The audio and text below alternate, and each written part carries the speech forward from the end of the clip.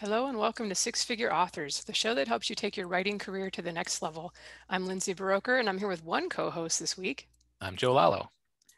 And it's just going to be the two of us. Andrea is focused on a romance authors conference this week, and I'm going to be at the 20 Book Show conference next week. So Joe's here with you both weeks, but just me and Joe tonight. And next week you'll get Joe and Andrea. And I'm not sure yet what they're going to talk about, but we're going to kind of take a look at some of our past successes and what we've learned in the last decade of publishing, and also talk about kind of how we're planning going forward to kind of succeed and deal with all the changes that are constantly coming to the industry, especially as like what works with marketing and that kind of thing. But before we jump into the topic, Joe, do you have any news that you would like to share? Sure. My last big news update that I did sort of laid out the roadmap for several months. So things aren't going to change substantially from that. The first big step in that is the release of Greater Lands 3, which is going to be right around, it will probably have released before this comes out. I forget exactly when I have the date set for. But so since that hasn't happened yet, so I don't have any news regarding that. So instead, I want to talk a little bit about Atticus.io. Dave Chesson was on recently and talked about it, and I decided to give it a shot. This is not sponsored. I paid my own money for it. As it stands right now, it's much more of a formatting tool than a writing tool. Like, you can absolutely write, but if you're used to the features that exist in Scrivener, like the more advanced ones, like, sliding your scenes around and stuff like that, those aren't in Atticus.io yet. But it's growing ridiculously fast. Right now, you can produce EPUBs and paperback PDFs and stuff, but like, I kept on running into bugs, and literally, I mean, it was still in beta for part of the time that I was doing this, and literally by the time I got a reply from the tech support 1 or 2 days later, because it happened on a weekend, it had already been fixed with an update. So like, the development is incredibly fast right now. So I hesitate. By the time you're listening to this, probably half of the stuff that I would have complained about isn't going to be wrong. In fact, there's really only one thing left that I wanted them to fix. And if you look at the roadmap, I hadn't started making a list of stuff that I like, if I was asked, like if I decided to send an email to Dave and say, hey, here's what I'd like you to add. I made a list of stuff that I felt was missing. And then I looked at their roadmap. They have a public roadmap, and everything but one that I wanted was on it. So it's got some problems right now. It's incomplete right now, and they'll say as much. But if you don't own Vellum or are incapable of using Vellum, I would say that it's already probably a decent option for you.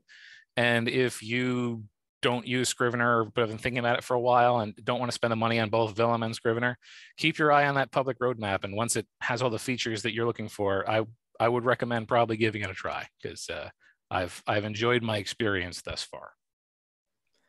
That's good. And I know some people were interested in that in our Facebook group after we had Dave on. So hopefully we'll get to check it out. I've got Scrivener and Vellum since I'm a Mac person. And so I'm not looking for anything new right now, but it's always interesting to hear about the new tools. I will say Scrivener is probably the most affordable thing out there. I want to say I paid $50, and even when I, like 8 years later, I went to upgrade it to the new version, all new, and it was only like $25. I compare that to now the annual subscription to MS Word that I have to pay. It's like, for the longest time, I was able to just keep using the old edition, but then I got a new Mac, and they're like, no, subscription now. That's how Microsoft rolls. But anyway, yeah, for my news. So we just hit the end of October as we're recording this a week before it goes out. So I'll actually be in 20 books by the time you guys are listening to this one. So I can say hi, assuming I woke up sniffling this morning and telling Joe, can we just do a short episode tonight? Crossing my fingers there's nothing and I'll be cool tomorrow. But we just hit the end of October as I'm recording this, and that's when I always do my kind of annual calculations to estimate my gross income for the year. Because of the 2-month delay in payments for most of the vendors, that's kind of when you can figure out mostly what you've made. It's sort of rough. Like I don't know what my final audiobook payment from Podium will be until December. And I don't bother figuring out my expenses until I get ready to do my taxes in the new year. But it's enough to know that I actually am ending up making more in 2021 than I did the year before. And I didn't expect to, since my epic fantasy series, which was my main series for the year, didn't take off to the extent that my urban fantasy series did last year in 2020. But after kind of okay launch, It's done okay. It's probably helped along by the fact that the books are pretty long, so they're exclusive to Amazon and in KU, so they've been making decent money on the page reads. But it's actually the difference this year is audiobook income. I would probably be down a little bit just going by ebook income. But I think I talked about on a previous episode, this is the first year where it's been 6 figures just from the audiobook income. Find Away has been about the same as the year before, but ACX went up quite a bit for my monthly, I was gonna say paychecks, direct deposits. That I think is in part thanks to my YouTube experiment where I got a lot of new listeners to pick up my Death Before Dragons series. But also my last couple of podium payments have been like amazingly way more than they were in previous quarters and years. And that is largely due to Audible kind of started adding some free content with their subscriptions to the people that get credits also get certain books for free. And my Dragon Blood collection, which is through Podium, got picked up and put in that. I'm not sure how long it's for, but it's been almost a year now and it's still in there. And that's been kind of amazing. Like I didn't have to spend any extra money on promoting it, unlike my ebooks, which I run all the Amazon ads and stuff too. And, people get it for free, but then there's a bunch of more books in the series and quite a few have gone on to buy them or check them out with their credits, which, you sell enough copies, it ends up being decent money. So, I don't expect that big boost to last necessarily. And I'm sure that is also part of why my ACX earnings have increased on the series I've produced myself. But it is pretty cool to realize that as an author, you can have stuff you wrote years ago that you consider like way in your backlist at this point, take off due to new opportunities opening up. I also had I think in the last 8 months, I've signed with 2 foreign publishers for 2 different of my fantasy series. Again, backlist stuff. Those weren't huge paychecks, but it's nice that as an author, we can be paid for things that we've already created. It's always nice to get a paycheck for something you thought was, that you were done with years in the past. So that has been my news. And I guess we'll jump into our topic now, which is just kind of talking about the past, present, and future of our careers. So I will ask some questions. I think Jo has a couple at the end, or one for me too, but I'm going to ask them, but we're both going to answer them. So Jo, starting with you, as if there's anybody else here to start with, maybe the plush dragon behind you in your shelves. What has been your most financially successful series to date? As evidenced by the presence of a plush dragon and myself, a shelf, the Book of Deacon series has been my most successful by a huge margin. If you include all of the books in the series, it has earned more than 10 times what the next highest earner earned. My other 2 series are free. My other 2 main series are Free Ranch and Big Sigma, and they've earned about the same as each other, like within 5%. They're surprisingly consistent between them. And everything else is either equal. Well, everything else is either too new for me to have enough data to say how well it's doing, or a complete flop, or not a series, which is, as we know, is kind of apples to oranges if you try to compare those. So yeah, Book of Deacon by far. I was actually surprised to see how far. Did you say 10 times? 10 times, yeah. Wow, that's impressive. We'll go into some details later that it's not a fair comparison, but yeah, it's still hugely more successful than the runner-up. Yeah, that's a good point I was going to bring up too, is that's your first series, and the one that's I believe is still leading. Like, it's been a few years since I checked because I don't have book report right now. Since Amazon's reports have kind of improved quite a bit, I haven't felt the need to subscribe to that. But that used to be good for kind of looking at your lifetime income of various books and series. But definitely, I would say Dragon Blood 2, I believe, is still one of my largest, but it's also one of my oldest. So it's had more years to accumulate income, and it tends to be, of my backlist series, it does the best on its own, even when I'm not promoting it. I do occasionally try to get a BookBub or something for that box set, but I've had the box set free for the longest time, and it just continues to, like, sometimes it goes way up. Like when COVID first started, I had a whole lot of people looking for free books, and I was getting like 5,000 downloads a month on the free box set just for no reason other than people looking. And now it's more like 1,000, I think, the last time I checked, but it tends to do quite well. And the thing that's kind of interesting about that series, it came out a little bit before, like KDP Select and the Amazon exclusivity thing. I think it was around then, because I remember it was just starting to feel like, oh man, those books that are in that are like getting more of a boost, I think, about the time that I was working on that series. And it was before Kindle Unlimited, so there was no big temptation for me to become exclusive at that time. I'd been wide, but that series has always been wide. I've never put it in Amazon's exclusivity stuff. So and it also did not take off right away. Like it did okay, but book one, I've talked about this before, so I'll keep it short. But book one is like it was supposed to be a standalone fantasy romance. Then I decided to write another one, and I did a different couple. They had their own little romance thing, and then I was like, wow, I really want to go back to the first characters because they were a lot of fun. So I did a book three, and I think it had both couples in that one, and that was sort of a start of a trilogy, which none of this played out real well because people read the first one, like, oh, that's good. I'm done with this series. It's new characters in the next one. It didn't really take off until I put the first three books into the box set. So one and two were kind of standalone adventures. And then three kicked off a trilogy within the series, books 3, 4, and 5. And 3 had a total cliffhanger ending. So it worked well. Because I think when you do a box set, people are just going to keep reading as long as they're somewhat enjoying themselves. There's not that question mark like, oh, do I buy the next one? Like, oh, no, the next one's on the next page. So that one ended up being like 8 books, a side novella, a side novel, and then a 5-book spinoff series. And the spinoff series also did quite well. So that's been my probably most successful one, even having had later successes. And it is, in 20 years, will it still be there? I don't know. It's got the advantage now because it did come out years earlier than any of the stuff I'm publishing now. All right, Jo, looking back, do you have any takeaways from that first series or thoughts on why it not just outperformed others, but dramatically outperformed others? Yeah, there's a couple of obvious reasons why it would have been the big winner. First off, there's 15 books in that setting, and the other series I've written have a maximum of 8. So it's already going to probably earn twice as much, just if they were equivalent. But the Book of Deacon was also the only series that I had more than one book out in once I started making big sales. Like I had, I think, 3 books out in the Book of Deacon and 1 in Big Sigma when I had my first big splash. And my first big splash was going perma-free on the Book of Deacon book 1.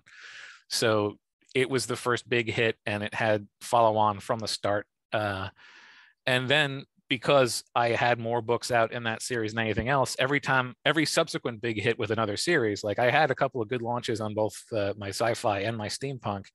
It was, anybody who wanted to stick with me ended up going back to that. So every bump on the other series was also a bump on Book of Deacon. And there's other stuff. It technically has 3 entry points. It's a pretty easy series to get into. It's complicated by other stuff that I'll get into, but I learned a lot.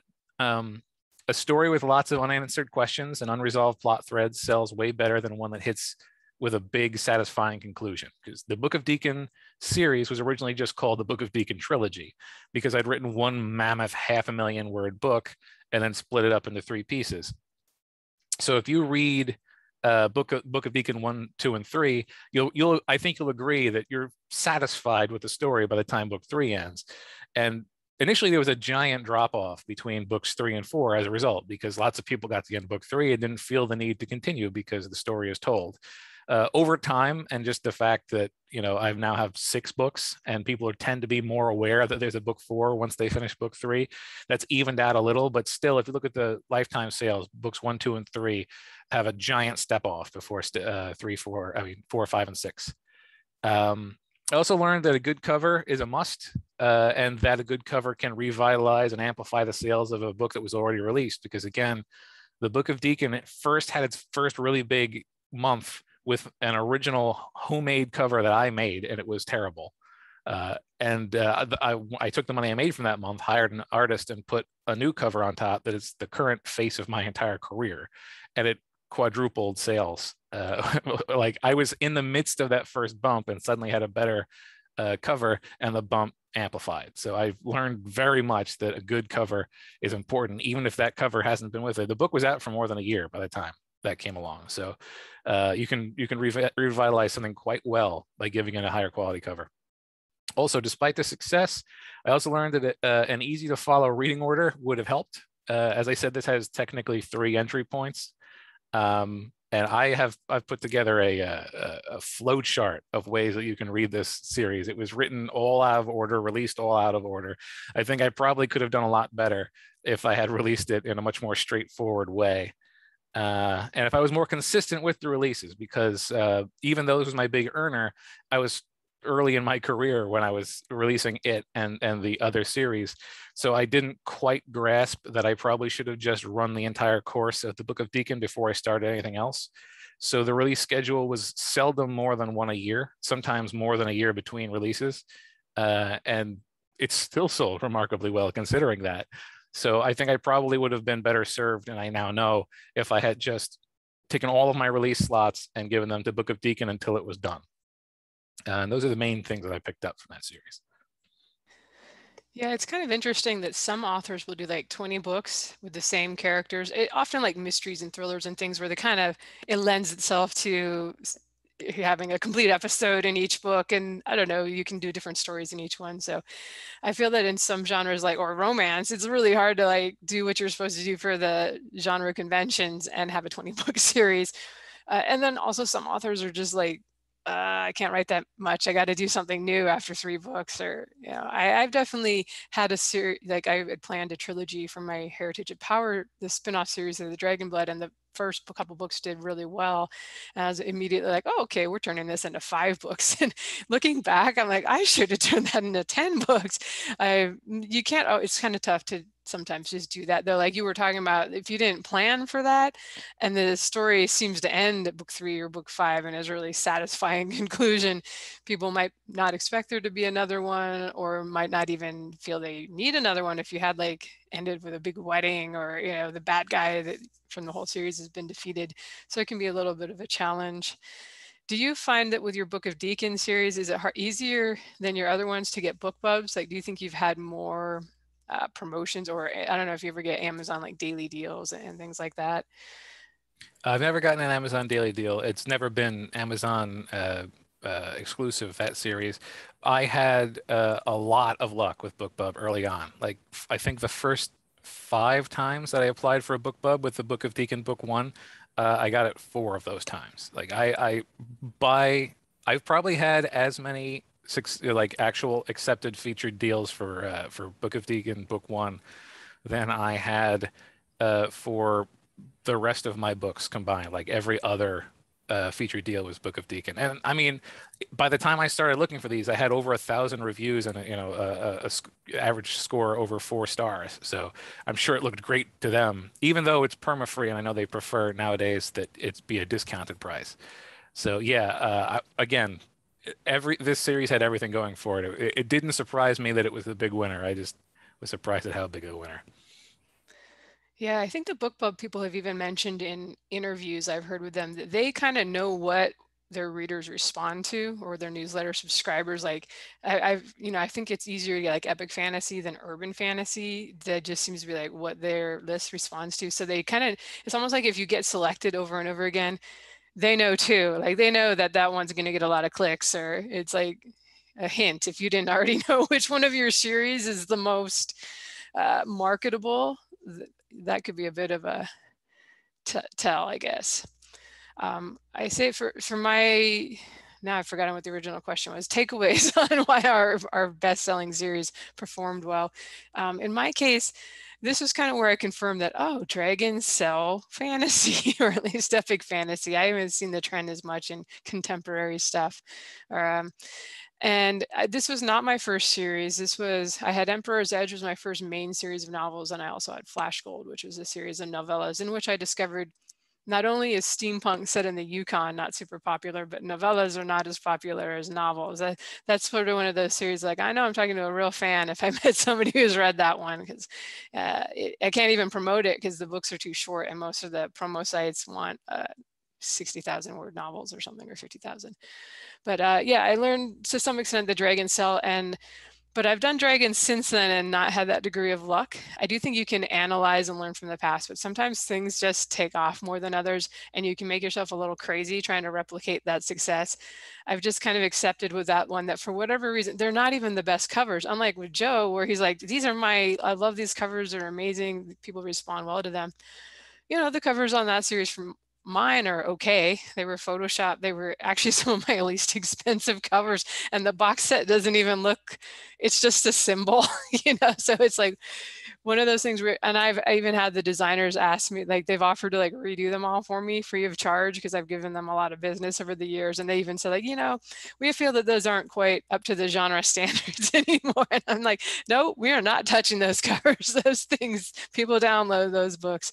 I think some of it too is, at least this is probably the same thing for Jo. Like once you've had a series that has kind of taken off and stuck and sold really well, at least I say especially on Amazon, but I think probably somewhat on the other sites too, that there's kind of something in, we'll call it the algorithms or whatever, to keep rewarding the one that has had that kind of momentum and keep showing them. And so I think that's why I've definitely had series that were less stellar performers that just fall off to a lot lower level. To the level where, you know, the sales are probably coming from fans that found the backlist from the front list rather than like anybody stumbling across it on Amazon because it's in also bots or whatever.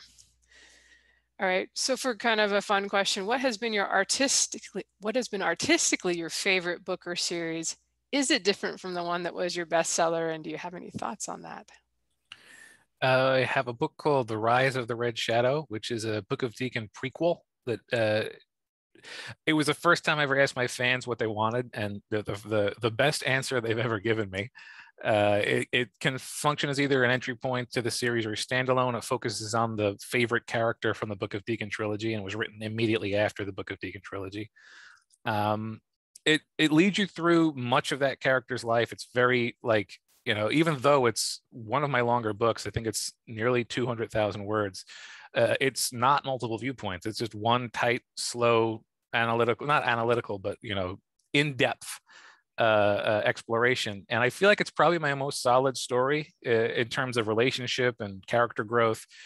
And it was a pretty good earner too. It's actually my fourth highest earning book overall, behind the first three books of the book. Well, that's not true. Between the first two books of the Book of Deacon and the second book of Big Sigma, because I got free series starters. So yeah, it was a pretty good earner. It doesn't have an audiobook too. So it's technically slightly handicapped in terms of earnings. It's one of my only Book of Deacon stories. No, it's one of my only books that doesn't have an audio version. I really ought to develop that and fill it out. I think my favorite book I've written in terms of creativity and setting, like it's not a good book. It's a fun book. But I have a book called Between, which goes on the list of books that barely earned out their cover and edit. Like if I had not been able to get it into a story bundle, it probably would still be just barely at the cost of the cover and the edit.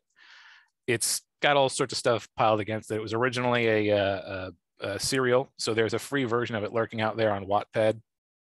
And because it was originally a serial, it's much longer than it would otherwise be because there's lots of revisiting stuff. But the characters are really fun. And I just really enjoy. I've gotten so much more art and so much more fan art of that series. The people who love it, the people who have read it, love it and want me to write sequels. And I'm just like, maybe nowadays that I got more writing under my belt, I could potentially make that sequel into a winner, but it's still cross genre and it's still, you know, I've given them Patreon stuff because I like the characters as much as they do. But I certainly, it's not an earner, and it's not literature. It's just a book. Yeah, I think I've talked about this before, how it's often, at least with my case, and I feel like I've heard this from other authors too, where like your favorite or the one that you feel like is like really the most powerful thing you've written, or you know, indicative of what you wanted to say to the world and you just love it, is rarely the one that becomes a really big seller. You know, it's I think in my case, I really actually do enjoy my Dragon Blood and also my Star Kingdom series, which has done fine. Because I really liked the characters and the chemistry. They just happen to be super fun characters to write. But I think my favorite story is still like my second novel, which was Encrypted, which is kind of this high fantasy morphs into like a sci-fi story at the end with a romance. So it wasn't very easy to categorize. The original cover was so not like, it was kind of science fantasy, I guess.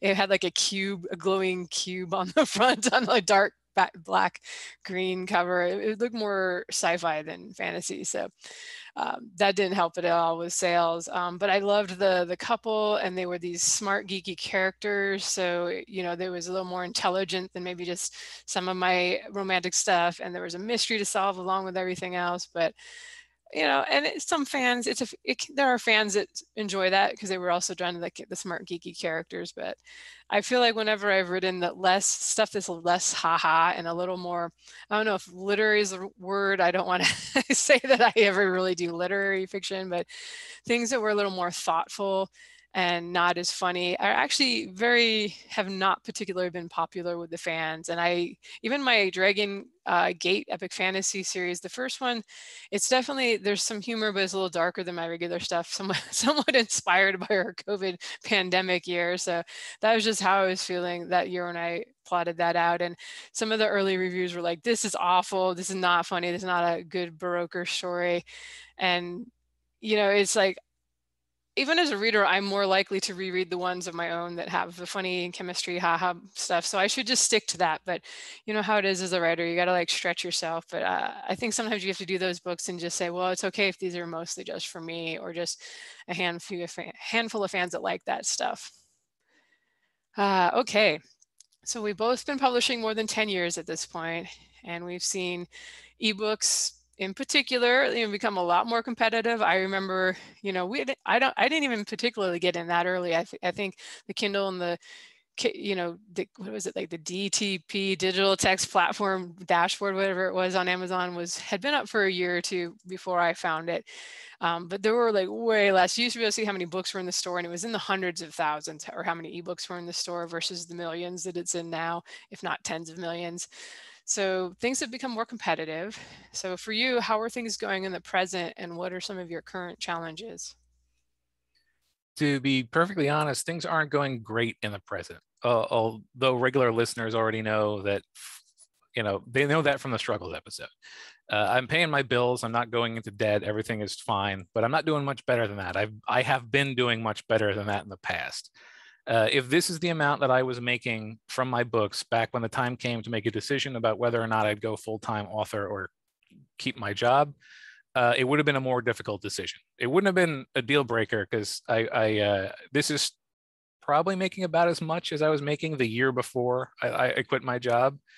So it's not terrible by any means, but it's terrible compared to what it was 4 years ago. So there's that. The current challenge, I'd say, is stagnation. All of the usual metrics for success as an author started to level out for me about 4 years ago.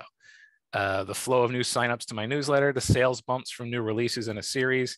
I let my momentum die, and I haven't had much luck lighting a fire under things since. The worst is when you don't get much of a bump from sales for new releases or buzz from your readers, keeping up the enthusiasm to write new stuff gets tough. So like I also, just Joe Lalo, has stagnated because it's like, you know, I'm not getting the juice from the process of writing. And when the solution is largely to increase your output, but your enthusiasm has been sapped by a series of failures, you get into sort of a feedback loop. So I would say the key problem that I have across everything that I do need to solve is just stagnation and getting momentum going.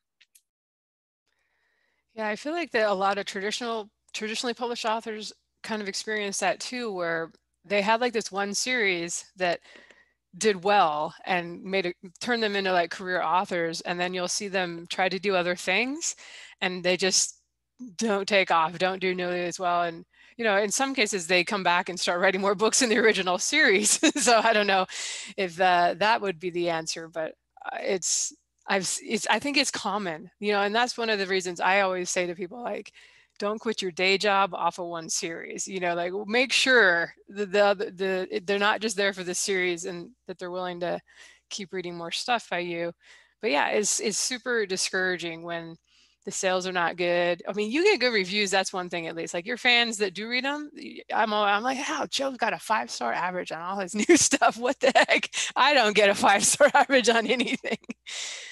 They say that, you know, that 1,000 true fans or whatever. I've definitely got a heap of true fans, and that is absolutely encouraging.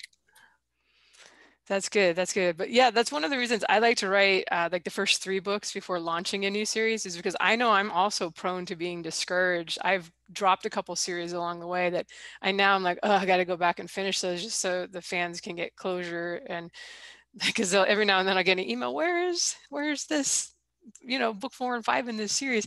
Like, where were you 6 years ago when everybody was like, ew, this, sales were horrible and people didn't like the new direction. But yeah, so I think you do the same too, kind of write 2 or 3 before launching so that you can't really get discouraged until you've at least given it a good shake. And at that point, you're kind of committed. You're like, well, I only got 3 more to finish this series. But it's tough. I don't know what the answer is. Write more books in your main series. Write 20 more, Joe. I might dip into it. There's actually 2 Book of Deacon stories that are basically finished but not released because they just didn't have. I learned from my lesson and not to release things chronologically out of order. So I have a second prequel and a distant sequel that were completed but never released because it would have screwed up the release order of the current series. And now that the current series has been concluded, I suspect that they'll find their place into my release schedule next year. See, there you go. You take the sequel, that'd be the easiest to turn into a long series. I don't know about you, but my readers always want this story. They say they want the stories of like the children. And I don't think they really do, or I'm just not very good at writing like YA characters because those never work out well for me, but you never know. Never know. I think for me, for this question, my current challenge is kind of wanting to get to the point where I can take more time off and publish fewer books a year and being okay with that myself, because I'm really bad at taking time off. And I've started all these series. I have a pen name that I'm feeling guilty that I haven't written anything new from. So it's not necessarily that financially I can't take time off. I know in my head, I'm like, I'd be fine if I decided to write 3 or 4 books a series, a year instead of, I don't know what it'll be this year, but I still managed to get like 9, probably even with the epic fantasy, because I'm doing the werewolves on the side and those are short. But yeah, it's just it's not so much like, of course it would be hard. It is always hard to watch the income drop too. And you're like, I'm going to take 3 months off, but then it starts dropping. You're like, oh man, then it's not going to be as good. Maybe I'll just whip something out on the side. And then I get emails and stuff too, people asking for stuff. And it's funny, I'm always amazed at how many of my books people are willing to read. You'd think after a while they'd be like, oh, not another one by her. But we're totally fortunate and grateful for those people. But yeah, that makes you feel some of the pressure too. So I feel like to take time off, I would have to actually hire someone to take over the social media and somehow get all my email delivered to them, which is a mess because some of my stuff is like personal, somehow my Comcast email address has been out there so long that a lot of authors have it. And so it's hard to completely step away from the business. But I don't know. I keep thinking like, I'm not ready to retire or anything like that, but I hear people talk like, oh, you could take a mini retirement, like a 2 months off or something. I'm like, oh, that sounds neat. I'm not even good at taking a weekend off. So I'd have to be, I know Joanna Penn from the Creative Pen is great about, she does like walking trips and travel. And I think that's like probably the best way. Because if you're at home, you're just like, well, why wouldn't I check my email? Oh, why wouldn't I check my sales stats? So again, it's a good problem to have. I will not complain that the readers want more books, but I do feel like I've done it to myself too by starting so many series. And Joe, I know you took last year to, I think, did you finish off, like you had 3 series that you were doing a new installment in, and it was supposed to be the final book in each one? Did that wrap things up, or are the fans still like, where's book 7 coming? That wrapped things up for one of the series. I had 3 series, all of which were going to have a book 6, and they were all slated to be the last book of the series. So Book of Deacon, Free Wrench, and Big Sigma. I haven't had anybody coming after me looking for more Big Sigma, but after the release of book 6 of both the Book of Deacon and Free Wrench, I had people emailing me, I can't wait for the next one, even though like it was clear. It was clear this is the end of it. And yeah, so people are unsatisfied with the number of books I've put out in those series. I wonder if this is why some authors just end up killing off their main character. They're like, because I totally get it with the series I have where they're not finished or they're still in progress. But I have ones I'm like, that one finished with a wedding and they have toddlers at the end. How are they going to go fight dragons when they have 3-year-olds to take care of? That to me said, adventures are done, for now. But you would be surprised what people want. Okay, so moving on, what are some of your concerns about the next 10 years of your publishing career? Advertising, it has sort of become a surcharge on sales at Amazon. And since they make money from both advertising and sales, my main concern is that Amazon won't feel particularly motivated to innovate, improve, or even maintain the customer experience or the producer experience. I worry that advertising will steadily become the primary method of discovery for new books and releases. And this will not only make it very difficult for people to get noticed without shoveling a ton of money into ads, but it'll mean that the big best-selling books won't be a measure of what's popular or what's good, but a measure of who had the biggest budget that month. Now, obviously, quality is always going to be the way a book continues to sell. But the release, like the launch of a book, the first week or so of a book, isn't about the quality of the book. Nobody's read it yet. They don't know how good of a book it is. The launch of a book is about discovery. And if main thing about discovery is advertising, then I feel like it will change things a bit. And naturally, again, so let's say that somebody puts a lot of money behind a book that frankly isn't that good. It's going to have a good launch. A lot of people are going to see it because it had a good launch. They're going to read it. Then they'll get a bad taste in their mouth and want to look at something else, which is great. It means that author probably has torpedoed their career by putting out a bad book that a lot of people read. But when the readers go and try to read something else, they're going to go look at the current new releases, the current things that are visible to them. They can't find the things that aren't visible to them. So if you had a launch, but somebody else had a much bigger launch, we learned about the honeymoon period. If somebody else was just outbidding you for your entire honeymoon period, you could seriously have a hard time ever getting a book to start. Not 100% true, because we just talked about how books can be revitalized and stuff that you wrote years ago can come back. But my main concern is that the prevalence of advertising as an income for Amazon is going to change the way Amazon particularly cares about how books are presented to readers. Yeah, it's funny if you look at their profit and loss statement where all their money comes from, like all of the e-commerce is so small margin that they really don't, they lose money on that basically. But the servers, the AWS is like a huge money maker. And then I think relatively advertising is not a huge money maker. I'm not even sure. I don't remember if they break it out, but that's all money in their pocket. That's just like it's on their own servers. They're just taking money from their own merchants basically, or authors as the case may be. So they are incentivized to make us pay as much as we're willing to pay for their ads. It's the easiest thing. They don't have to have any customer service, it's all automatic. And I do think it's tough. And you could probably speak to this as, I think when you're say you're making mid 6 figures or whatever, you can afford to blow a bunch of money on a launch.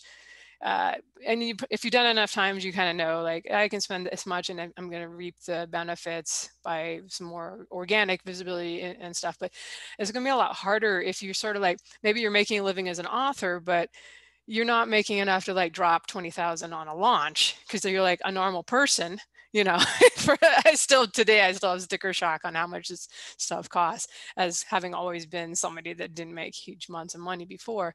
But yeah, do you have any thoughts on that? Like, how can you compete with the people that have basically become publishing houses at this point, and can really throw a lot at a launch?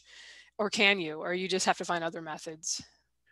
For me, it's always been finding other methods. Like I have been lucky enough that because I have a 10-year career, and again, I've got a history of readership. There's I built up a reasonable newsletter, which isn't huge, but has a decent open rate. And I just have enough people that have bought my other stuff that there's other methods that automatically feed to them. Like, I've got followers on BookBub, and a new launch is free on BookBub. So there's a lot of little blips that can get it in. But I really haven't found a way to punch through to a really big release again in probably about 4 or 5 years. I've just been able to, get a book to pay for itself based upon my reputation and legacy and the previous fans that I had. So the advertising budget puzzle is one that I'm still trying to untie. Yeah, I think the days of getting a lot of organic discovery for free on Amazon are probably towards the end. Though actually, if you think about it, it's really kind of a reversion to the mean, because throughout the history of publishing, publishers have basically they've paid for prominent shelf space, like at Barnes and Noble and the other stores like that, for their best sellers, for their proven people that they know it's going to be worth spending that money for. And the newer or mid-list authors have always had to do like book signings, readings, school visits, conventions, and everything to really hustle to get books into people's hands, in the hope that kind of, and this can happen, over time you can grow a career, especially if you write one of those 20 book series that you keep gathering people with each new release. And early on, Amazon was great because they didn't take publisher dollars in exchange for prominence. So it was really merit-based, because there weren't even many ways to advertise when we got started.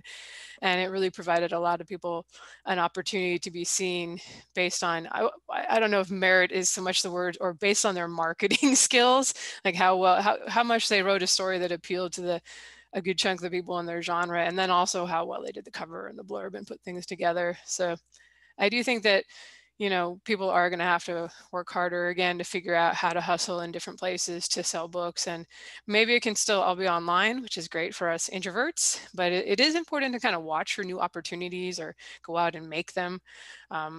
It's only a matter of time. I think I've said this before on other shows, where there's sort of, among wide authors especially, like the Amazon hate, like you have to spend so much money just to be seen on Amazon. I do so well on Barnes and Noble or Google Play, which is great, but I think it's only a matter of time before the other stores are like, advertising, let's roll this out on our store.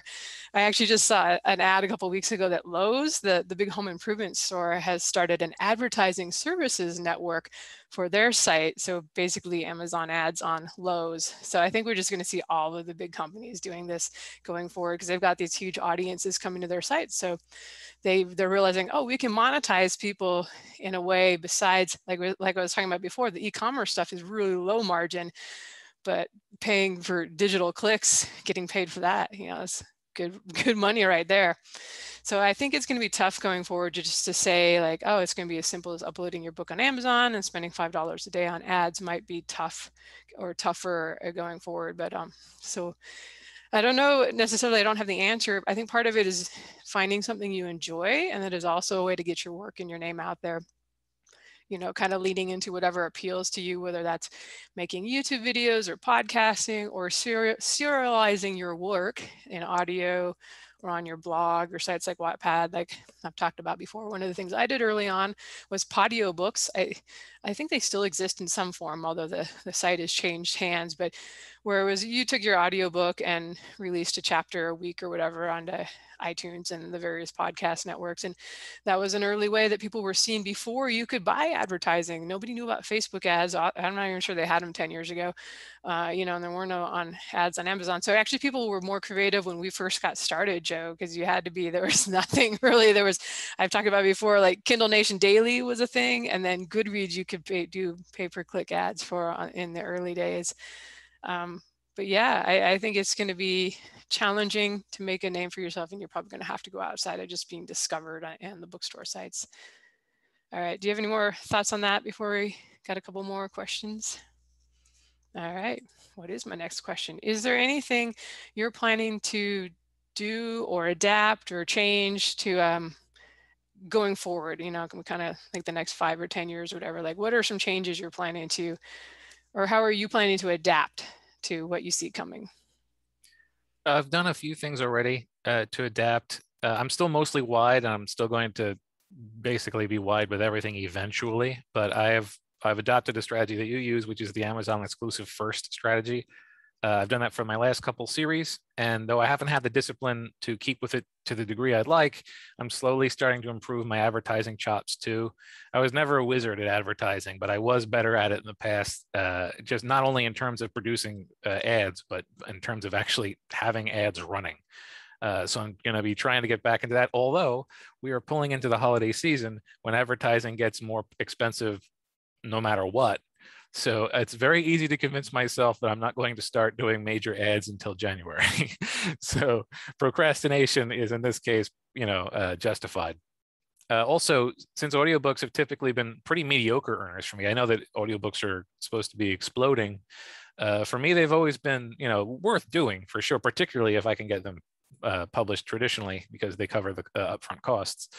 But I'm going to try to improve my audiobook strategies there. I've got 2 free ones on my YouTube channel, and although it seems like monetizing audiobooks on your YouTube channel is for some reason something YouTube doesn't want you to do, I'll probably leave them there even if they decide I'm never going to be able to make money on them, because again, both of them are in other series, and one of them actually leads very well. Like, it's not an entry point, but it is a prequel, so it doesn't spoil anything really.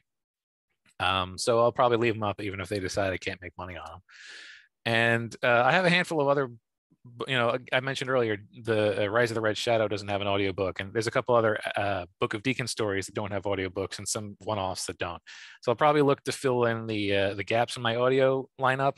And in the future, I'll probably, and I don't know how successful I'll be, but I'll probably try to get the audiobooks released closer to the release of the ebook, and like just a full release. I've only done that once, and I didn't check to see how well it fixed things, but I've only once have had the audiobook ready for the ebook release. So I'm going to give that a try. That's and other than that, just I'm going to try to, maintain my the things that have worked in the past. So I'm still going to have the free series starters, and I'm still going to do periodic deep discounts on the books, the box sets. Yeah, I've definitely seen that the audiobooks, I would agree. I think Andrea too just tried to get her channel monetized on YouTube, and they're like, eh. But I think it's worth throwing book 1 up there in a series, just because, like I said, that would really help my Death Before Dragons series start selling on ACX. Even though there's tons of people that are just like gonna wait for the free opportunity, especially if they're in like I got so many listeners from countries that are not on Audible. They're never going to drop $20 for an USD for an audiobook.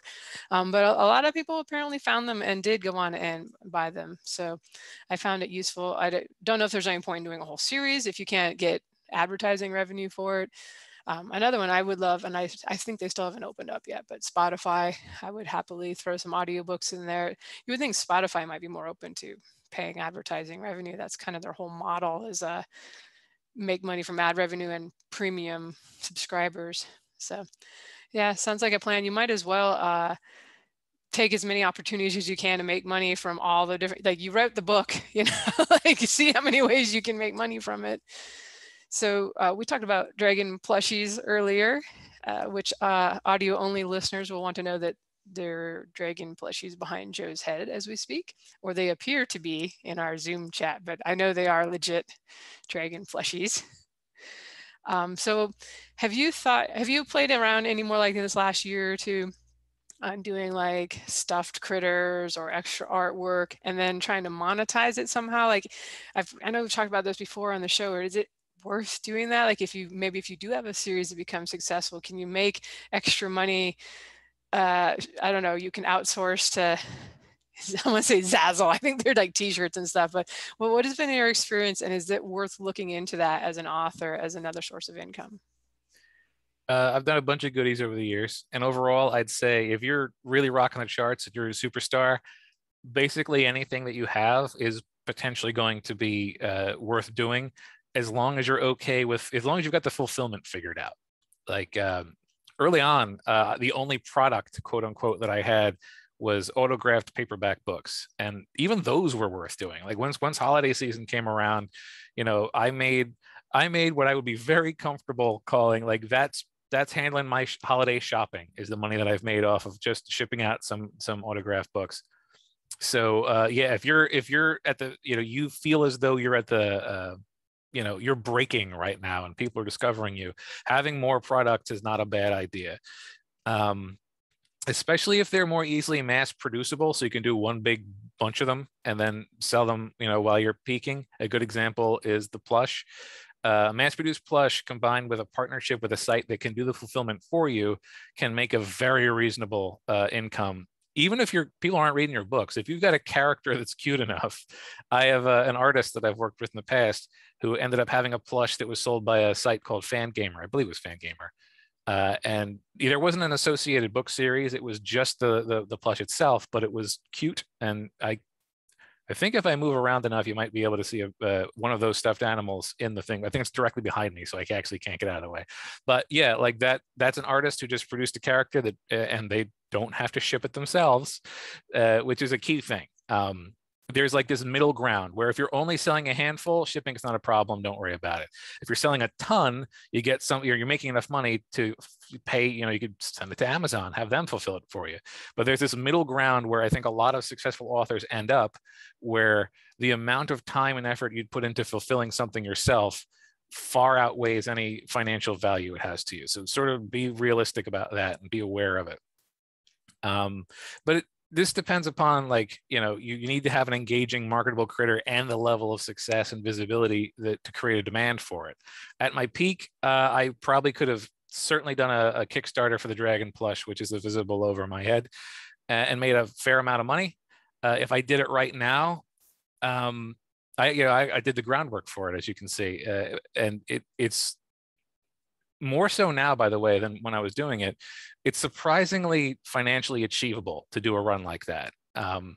But if I was to do it now, I feel like I'd be that guy with 2,000 stuffed dragons in his basement, which is all sorts of problems that you have to deal with. These days, I think a better choice is print on demand. You mentioned Zazzle, Cafe Press, Redbubble. There's a ton of them. They'll do T-shirts, they'll do mugs, they'll do tote bags, phone cases. There's a ton of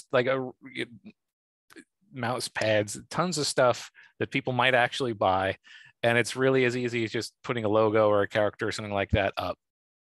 And you don't make a lot because they cost more to the consumer, and therefore, unless you're going to really gouge your consumer for your product, you're probably only going to make a little bit off of each one. But there's no inventory to worry about because they're produced on demand, and there's no fulfillment to worry about because they're shipped from the producer. So I think that's probably something worth doing. It might not be a big earner for you, but the cost for entry is practically zero. So just have it out there. There's no harm in having an additional thing.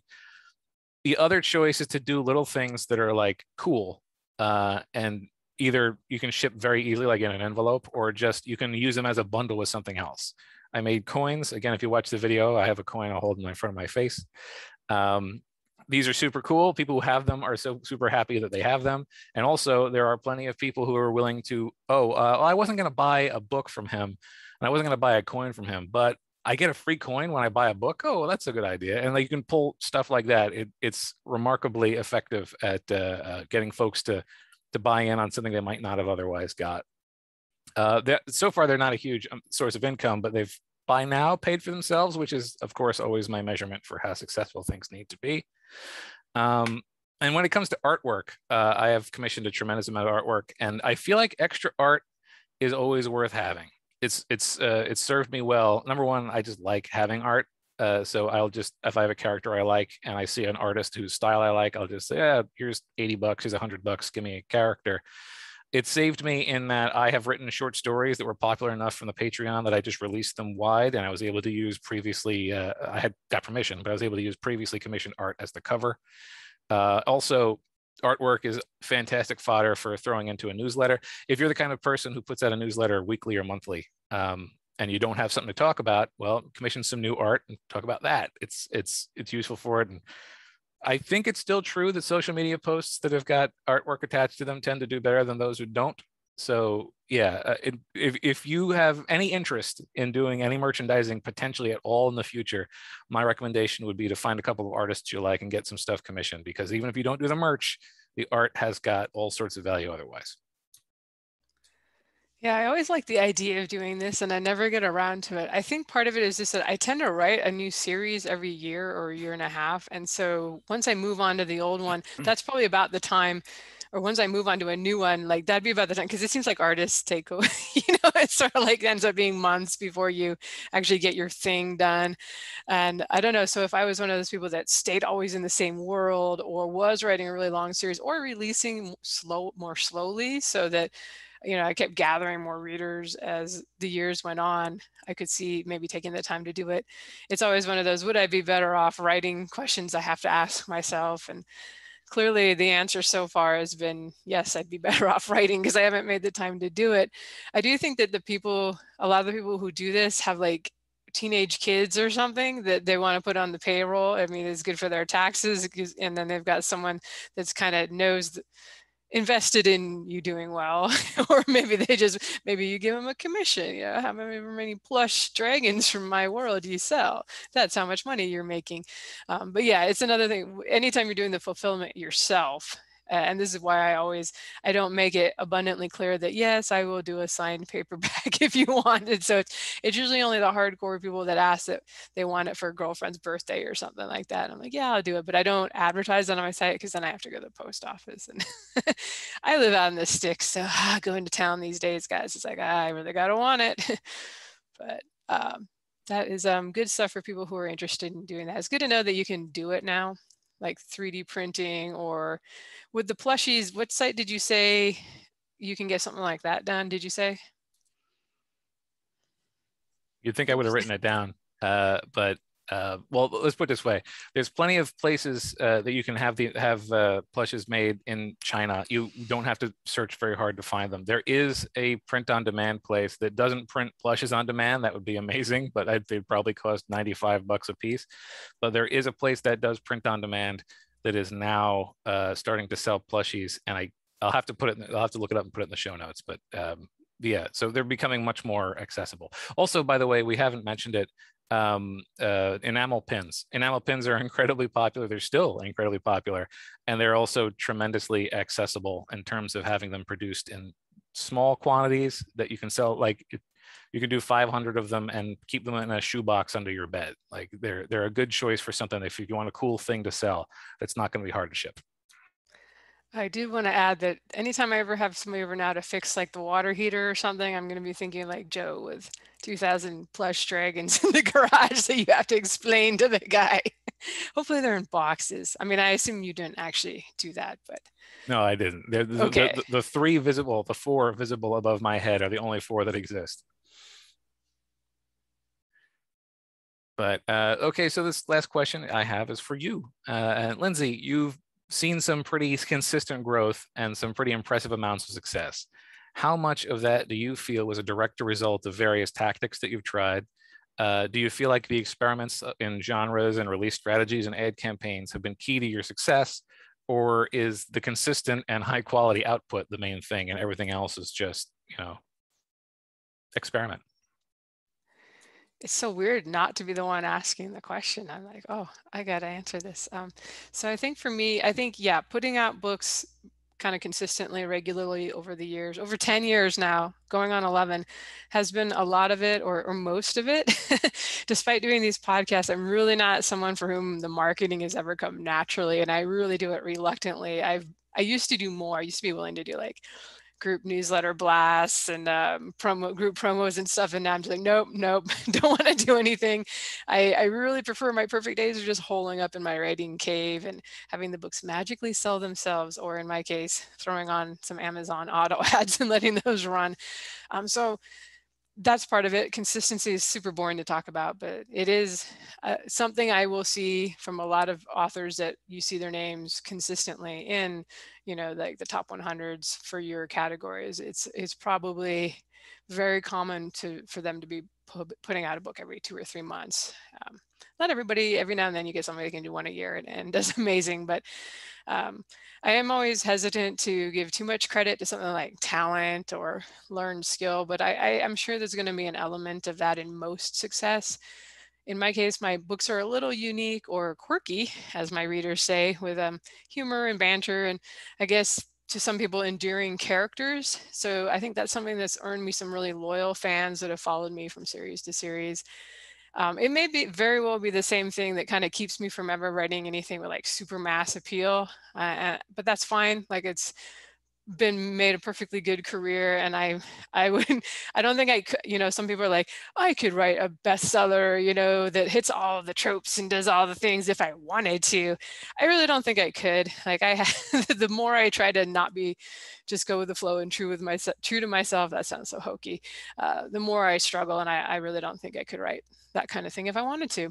So as far as like tactics and book releases, I do think that being willing to launch a new book one at 99 cents, which I pretty frequently do, bringing out books 2 and 3 right after, has been helpful for gaining traction with new series at launches.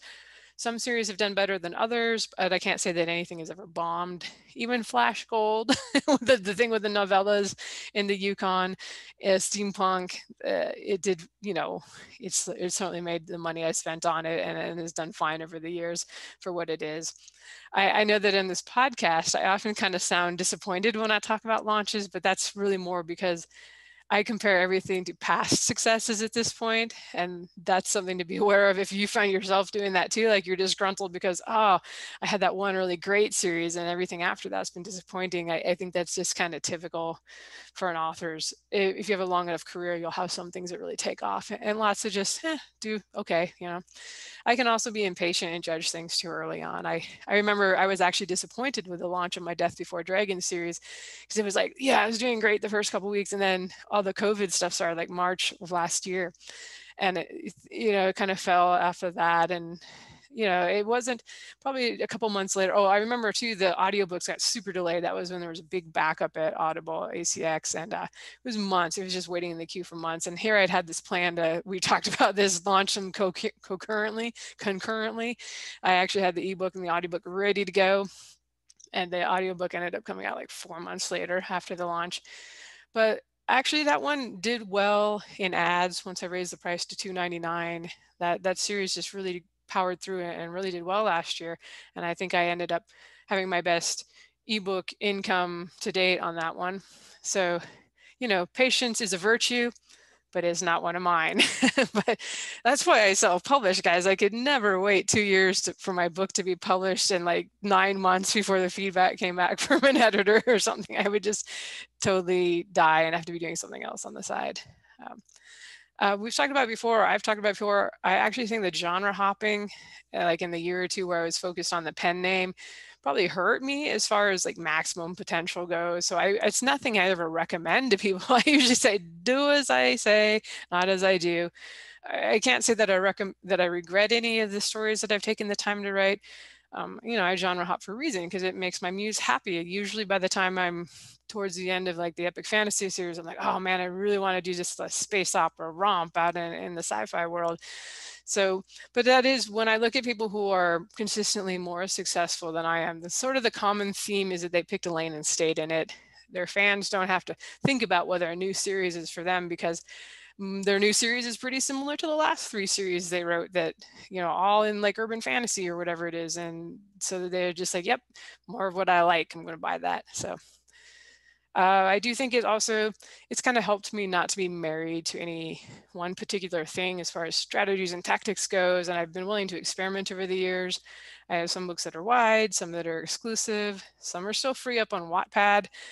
Same with audiobooks, some are wide, some are exclusive, some are free on YouTube. I've got the Patreon where I give the super fans the new releases early. I regularly add new newsletter bonuses for my subscribers. And to get new subscribers, like I'm always conscious of the fact that, people fade away. I've been doing this long enough that a number of people passed on that were fans. That's always depressing when you get the email that's like, you can take this guy off your list now. He's passed away. I'm like, oh, you didn't get to finish the series.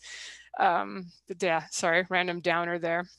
But so I'm always trying to continue to grow the newsletter is sort of the priority, and always trying to like give them their money's worth and then some. So I have a lot of stuff out there that's free. I do a lot of free bonuses, even though sometimes as I'm doing them, I'm like, why am I doing this? This is taking all this time. I need to start working on the next thing that's actually going to pay. Once it's done, I'm like, oh yeah, I'm glad I did that. And the readers really enjoy the little bonus things. I often have like a Christmas scene or something that ends up being a short story by the end that I throw up on the blog. I've also always been willing to invest back in the business. Like I've redone the covers over the years. I started doing audiobooks before it was clear that they would pay for themselves, but I figured, eventually they'll pay for themselves. It might take 10 years. It's been nice to get to the point where like, oh yeah, they're actually profitable. When it became apparent that ad spend helped with launches and could also keep the income from dropping off as much from month to month, I started putting more money into ads. I sometimes hear from authors who make six figures without spending money on ads, and that's awesome.